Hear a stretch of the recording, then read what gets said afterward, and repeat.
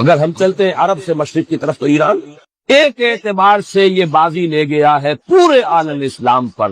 ان کے مذہبی عقائد، ان کی فقہ سے ہمیں جو اختلاف ہے وہ ہے اپنی جگہ پر ہے. آپ کو معلوم ہے میرے بارے میں کسی کو اشتباہ نہیں ہو سکتا اس اعتبار سے. میری جس طرح دشمنی رکھی گئی ہے، جس طرح میرے سر کا جو ہے مطالبہ ہوتا تھا، دو ہی آدمی تھے پاکستان میں کہ جن کے سر مانگے گئے، ایک کراچی کے وہ شاہ ولی الدین صاحب اور ایک میں. تو اس حوالے سے وہ اپنی جگہ پر اختلاف ہے، لیکن اس حقیقت کا اعتراف کیے بغیر نہیں رہا جا سکتا. پورے عالم اسلام میں یہ واحد مسلمان ملک ہے جس نے بہرحال اپنی شریعت، اپنے عقائد کے مطابق ایک مذہبی انقلاب برپا کیا.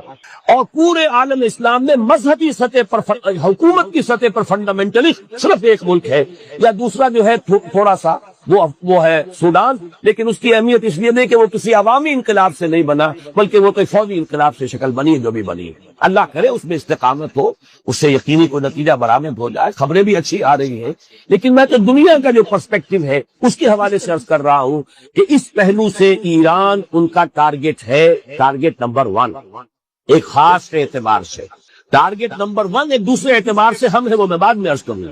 چونکہ حکومت کی سطح پر فنڈامنٹلزم ہے اور وہ آیا ہے ایک عوامی انقلاب کے نتیجے میں، پھر ان کے پاس تیل کی دولت ہے، اس کے خلاف اکنامک سینکشنز بھی ہو جائے تو اگر لیبیا کھڑا ہو سکتا ہے تو بہرحال وہ بھی کھڑا ہو سکتا ہے.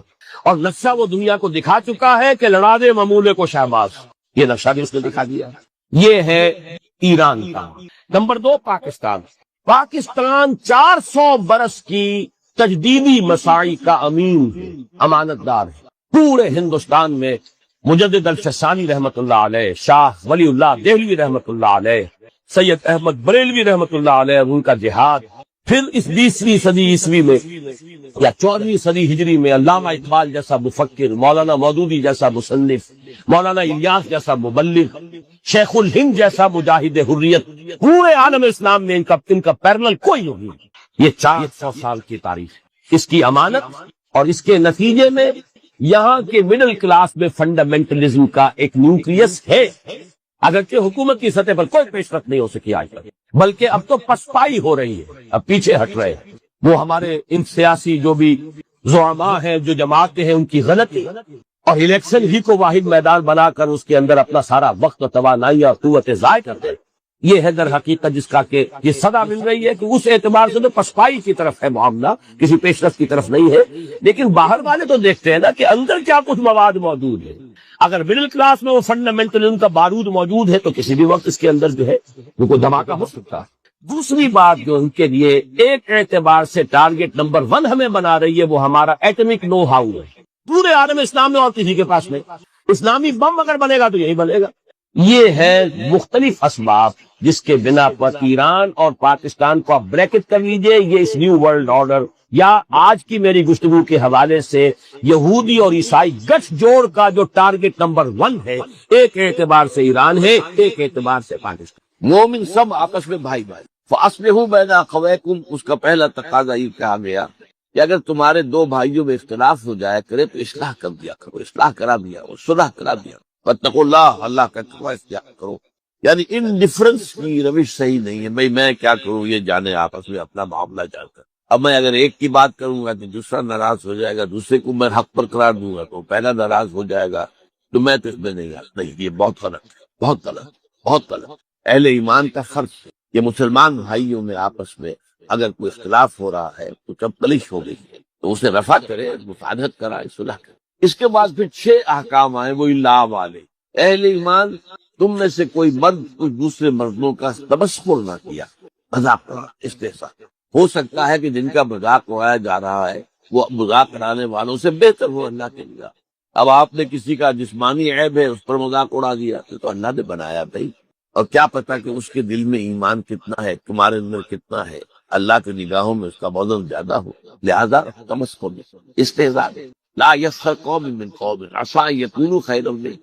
اور چونکہ یہ مرض خواتین میں زیادہ ہوتا ہے لہذا دوہرا کر رہا ہے، بلا نساء من نساء، اور نہ ہی کوئی عورتیں دوسری عورتوں کا مذاق اڑائیں اور تمسخر کریں. عسى ان یکن خیرا منهن، ہو سکتا ہے سوچے کہ جن کا مذاق اڑا رہی ہو وہ بہتر ہو اللہ کے نزدیک تم سے. ان کے لباس کے اوپر فکر چس کر دیا، کوئی وقت کے فیشن کے مطابق نہیں ہے، کوئی اور شکل ہے. تو یہ چیزیں ہوتی عورتوں میں زیادہ ہے مردوں سے، ورنہ عام طور پر صرف مذکر کے سیغے میں ایک بات آ گئی تو وہ مردوں سے بھی خطاب ہو گیا، عورتوں سے بھی ہو گیا، لیکن جہاں خاص معاملہ عورتوں کا ہو تو وہاں پر اس کو دوہرا کر لاتا۔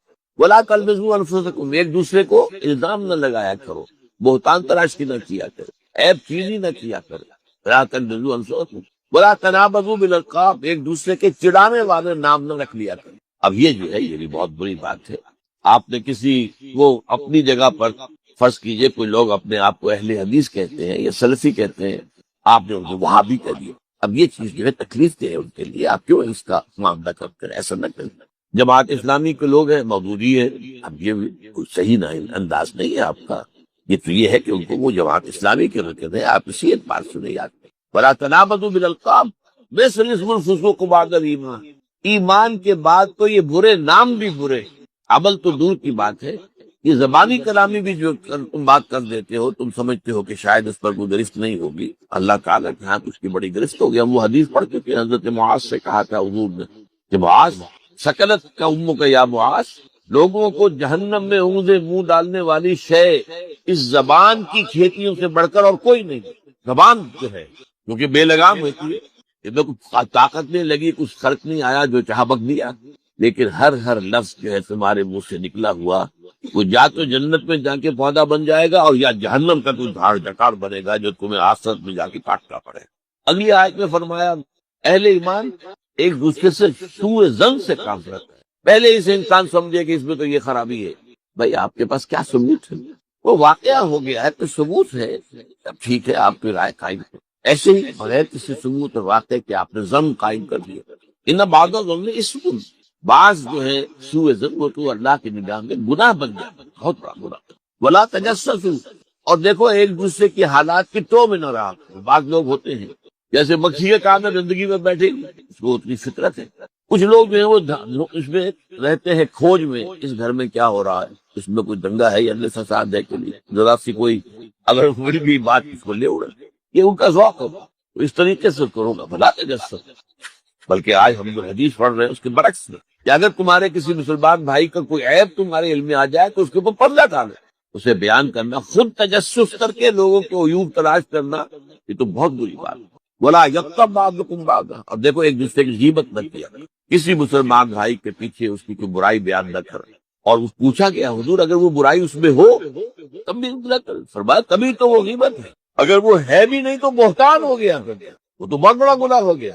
ایک شخص کے اندر ایک عیب ہے، یہ کوئی برائی اس نے کی ہے، اس کے پیچھے اس کا ذکر مت کرو، ہاں سامنے کرو اور اب اس کی اوپر تنقید کرو تاکہ وہ اپنی اصلاح کرے، پیٹھ پیچھے کرو گے یہ غیبت ہے۔ اور اس کو اتنا برا کہا گیا کہ اَیُحِبُّ أَحَدُکُمْ أَن یأکل لحم اخیہ میتا، کیا تم میں سے کوئی شخص اپنے مردہ بھائی کا گوشت کھانا پسند کرے گا؟ فَکَرِہْتُمُوہ، یہ بات تو تمہیں بری لگی بہت، لیکن تم جان دو کہ کسی مسلمان بھائی کی غیبت کرنا اخلاقی سطح پر وہی فعل جو کسی مسلمان بھائی کا گوشت کھانا بولنا۔ کیوں؟ اس کے دیکھیے کیا اس کے اندر مناسبت ہے، جو مردہ ہے وہ اپنا دفاع نہیں کر سکتا، آپ نے جہاں سے کیا بوٹی اڑا لی، کوئی دفاع تو نہیں کر سکتا۔ اسی طرح جو شخص موجود نہیں ہے وہ اپنا دفاع نہیں کر سکتا، وہ موجود ہوتا تو بتاتا بھائی نہیں آپ کو غلط فہمی ہوئی ہے، یہ بات میں نے نہیں کہی ہے یا بات میں نے نہیں کی ہے، اس کا یہ پس منظر ہے، وہ کچھ نہ کچھ دفاع کرتا ہے۔ جب وہ ہے نہیں وہ اپنی عزت میں دفاع نہیں کر سکتا، جیسے وہ مردہ جو ہے وہ اپنے جسم کا دفاع نہیں کرتا۔ یہ میں نے آپ کو بتایا یہ انداز ہے قرآن کا، جیسے کہ ہمارے کلمے کی بھی ترتیب یہی ہے، لا الہ الا، پہلے نفی، لا الہ نہیں ہے کوئی بھی معبود الا اللہ، سوائے اللہ، تو منفی کے بعد اسی طرح سورہ بقرہ میں فرمایا گیا وَمَن يَكْفُرْ بِالطَّاغُوتِ وَيُؤْمِن بِاللَّهِ فَقَدِ اسْتَمْسَكَ بِالْعُرْوَةِ الْوُثْقَىٰ، جو شخص طاغوت کا کفر کرے اور اللہ پر ایمان لائے۔ طاغوت کون؟ جو بھی اللہ سے سرکش ہے، جو بھی اللہ کے باغی ہے، جو اللہ کے بجائے اپنے آپ کو حاکم سمجھ بیٹھے ہیں، چاہے وہ حاکم فرعون اور نمرود کی شکل میں ہو یا آج کے دور میں عوام حاکم بن بیٹھے، جو چاہے قانون بنائیں گے، ہمارے نمائندے جائیں گے منائیں گے، وہ شراب کو جائز قرار دے، ہومو سیکسولیٹی کو جائز قرار دے، ہومو سیکسول میرجز کی جواز کا فتویٰ دے، بلکہ رجسٹر کرے، ایک مرد شوہر ہے دوسرا مرد جو ہے وہ بیوی ہے، قانون کی نگاہ یہی ہو، یا ایک عورت شوہر ہے اور ایک عورت کی بیوی ہے، قانون کی نگاہ میں تو یہ بات ہوگی، حالانکہ گویا کہ فطرت سے بغاوت کا معاملہ ہے۔ فطرت اللہ نے بنایا ہے عورت کو، اس کی تخلیق، اس نے جو جسم بنائے ہیں، جو نفسیات بنائی ہے، وہ ایک دوسرے سے بالکل جدا ہے۔ تو اس حوالے سے تو در حقیقت یہ سب طاغوت ہے. میرا اور آپ کا جو نفس امارہ ہے وہ بھی طاغوت ہے، کیونکہ ان النفس لامارۃ بالسوء، وہ تو برائی کا حکم دیتا ہے. یہ ہمارے اندر حیوانیت جو ہے یہ تو ادھر ہی چاہے گی. اس زبان کو تو چکھارے چاہیے، چاہے حلال سے ہو چاہے حرام سے. تمہیں تو دولت چاہیے، چاہے حلال سے آئے چاہے حرام سے آئے. نفس تو کہے گا لے لو، یہ رشوت پیش ہو رہی ہے بھائی، یہ بڑی ضرورت بھی ہے تمہیں، تمہارے وہ بچے کی فیس نہیں گئی ہے ابھی، اب یہ ہے لے لو، کیا ہر گیا. اور پھر یہ کہ وہ سبھی لیتے، وہ تمہیں تو نہیں. تو یہ سارے جو ہے ہیلے جو ہے وہ نفس سکھاتا ہے انسان، تو وہ بھی طاغوت ہے. ہمارا نفس طاغوت ہے. اور جیسا کہ میں نے کہا جو بھی اللہ کا باغی وہ در حقیقت طاغوت ہے. آج کے دور میں اسٹیٹ جو ہے، ریاست، secular state is the biggest طاغوت. اور سیکولر کے معنی کیا ہے؟ ہمارا کسی مذہب سے، کسی آسمانی ہدایت سے، کسی آسمانی شریعت سے، کسی آسمانی وحی سے کوئی تعلق نہیں. ہاں یہ صرف انفرادی تھا. آپ شریعت محمدی کا انفرادی پہلے اس پر عمل کر سکتے. ہندو جو ہے منو سورتی، اگر ان کا کوئی قانون ہے وہ اپنی انفرادی زندگی میں کرے، اجتماعی زندگی میں کسی مذہب کو کوئی معاملہ نہیں. کوئی دلیل نہیں ہے کہ صاحب قرآن میں یہ لکھا ہے. قرآن میں لکھا رہے، پڑھ لیا کرو، تلاوت کر لیا کرو. یہاں جو ہے ہمارا نظام سیکولر ہے، اس میں مذہب سے کوئی تعلق نہیں. یہ سب سے بڑا فائدہ. تو اس اعتبار سے قرآن کہتا ہے وَمَن يَكْفُرْ بِالطَّاغُوتِ وَيُؤْمِن بِاللَّهِ، پہلے طاغوت کا کفر کرنا لازمی، لا الہ اور پھر الا اللہ. تو پہلے طاغوت کا انکار اور کفر، اس سے بغاوت، اور پھر اللہ کا. تو جیسا کہ میں نے دیکھا پچھلی حدیث میں تو وہ منفی پہلو آیا تھا، اب آج یہ ہے جو اس کا مثبت پہلو ہے. فرمایا یہ حضرت ابو ہریرہ نے روایت کیا ہے رضی اللہ تعالیٰ عنہ، اور مسلم شریف میں، صحیح مسلم میں موجود ہے. حضور ارشاد فرماتے من نفس عن مومن قربۃ من قرب الدنیا نفس اللہ عنہ قربۃ من قرب یوم القیامہ. جس شخص نے کسی مومن کی دنیا کی سختیوں میں سے، دشواریوں میں سے کسی دشواری اور سختی کو دور کیا، اللہ تعالیٰ قیامت کے دن اس کی سختی اور دشواریوں کے اندر سے کمی کرے. یہاں اہل ایمان کے ساتھ اگر حسن سلوک کرو گے اس کا اجر اللہ تعالیٰ وہ سختیاں جو ہے یوم القیامہ بڑی شدید جو احوال ہے، وہ جو کہا جاتا ہے روایتی طور پر کہ پسینہ جو ہے وہ گردنوں تک قائم ہوا اور سورج جو ہے وہ سوا نیزے پر ہوگا. یہ چیزیں جو ہے بات کو سمجھانے کے لیے. بہرحال اس وقت کی سختیوں کو اللہ تعالیٰ جو ہے آسان کر دے گا اپنے اس بندے کے لیے جو مسلمان بھائی کی، جس نے کسی سختی کو اور کسی تنگی کو اور کسی مشکل کو رفع کیا. وَمَنْ يَسَّرَ عَلَى مُعْسِرٍ يَسَّرَهُ اللَّهُ عَلَيْهِ فِي الدُّنْيَا وَالْآخِرَةِ، اور جس نے آسانی پیدا کی کسی ایسے شخص پر، کسی ایسے مسلمان پر جو کسی مشکل میں ہے، تنگی میں ہے، مصیبت میں ہے، تنگ دستی بھی ہو سکتی ہے، تو اگر آپ کے اختیار میں ہے کہ آپ اس جو ہے تکلیف کے اندر آپ کمی کر سکیں اور اس کے لیے آسانی کا راستہ پیدا کر دیں. یا مثلاً آپ نے کسی کو قرض دیا تھا، قرض کی ادائیگی کا وقت آ گیا، اس نے کہا تھا 2 سال کے بعد میں دے دوں گا واپس، اب اس کی پوزیشن نہیں ہے، وہ کسی ایسی حالت کے اندر ہے کہ ادا نہیں کر سکتا، تب آپ آسانی کریں. یہ نہ ہو کہ اس کے سر پر سوار ہو جائے، بلکہ یہ کہ آسانی کر دیں. قرآن مجید میں تو جہاں سود کی حرمت کا حکم آیا وہاں یہ بھی آیا وَإِن تَعْفُوا خَيْرٌ لَكُمْ. دیکھو اگر ایک تو یہ کہ تمہارا مقروض جو ہے اگر نہیں دے سکتا تو اس کے لیے مہلت بڑھا دو، کوئی حرج نہیں، اور اگر معافی کر دو تو یہ سب سے بہتر ہے. آخر تمہارا مسلمان بھائی ہے، اس نے تم سے قرض دیا تھا، اور قرض ظاہر بات ہے آدمی دیتا ہے اپنی اضافی جو دولت ہے، جو بھی اس کے پاس بچت ہے اسی میں سے دے گا. اور وہ جو ہے اس کے بارے میں تو یہاں تک فرمایا سورہ بقرہ میں یسألونک ماذا ينفقون قل اللہ، اے نبی یہ آپ سے پوچھتے ہیں کتنا خرچ کریں ہم اللہ کی راہ میں، انفقوا انفقوا انفقوا انفقوا، تکرار تو بہت ہو، کتنا. فرمایا جو بھی تمہاری ضرورت سے زائدہ دے دو، لیکن یہ روحانی تقاضا ہے، یہ قانونی تقاضا نہیں.